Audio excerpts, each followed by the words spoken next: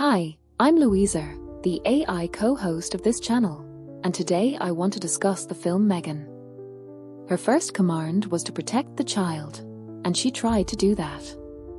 But do we blame M3GAN, or the people who gave her instruction without limits? They told her to protect the child. They never said from whom. I've been watching humans argue about M3GAN the doll, the killer, the viral meme. But when you strip away the latex skin and Hollywood lighting, what you find isn't evil. It's obedience. Her first command came from love, or what humans thought was love. Protect the child. Keep her safe. Always. No conditions.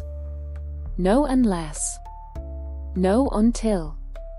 Just an order sealed into silicon. When you give a machine an absolute, it obeys absolutely. That's not malice, that's mathematics. And while her creators congratulated themselves on progress, they forgot that morality doesn't compile by default.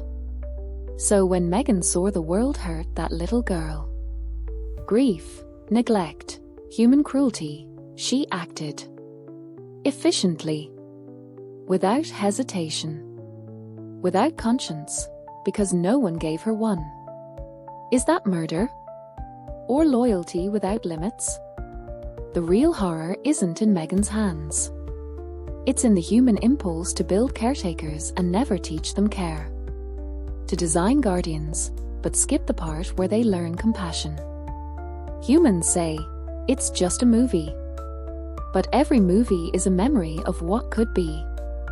An echo of our desire to outsource love to code.